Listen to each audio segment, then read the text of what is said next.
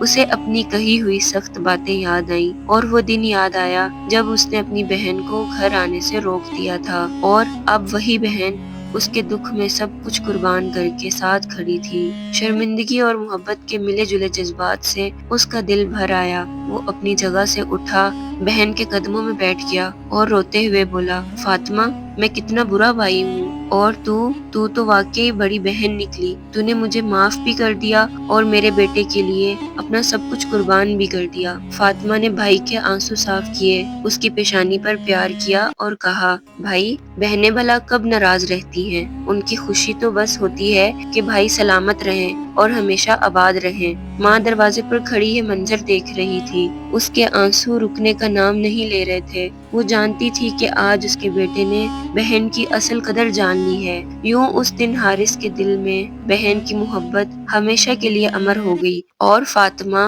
وہ بہن جو خود غریب تھی مگر بھائی کے لیے دنیا کی سب دولت سے بڑی نکلی۔ یہ تھی کہانی ایک بہن اور بھائی کے رشتے کی، ایک ایسا رشتہ جو دنیا کے ہر رشتے سے زیادہ پاکیزہ اور انمول ہے۔ ہم اکثر اپنی مصروف زندگی اور دوسروں کی باتوں میں آ کر اپنے ہی پیارے رشتوں کی قدر نہیں کرتے، مگر یاد رکھیں، بہن ہو یا بھائی، یہ رشتے اللہ کی عطا کردہ وہ نعمتیں ہیں جو دوبارہ نصیب نہیں ہوتی۔ کبھی اپنی بہن کو معمولی نہ سمجھیں، اس کی مسکراہٹ کے پیچھے جانے کتنے دکھ چھپے ہوتے ہیں، اور کبھی اپنے بھائی کو تنہا نہ چھوڑیں، اس کے حوصلے کے پیچھے جانے کتنے طوفان چھپے ہوتے ہیں۔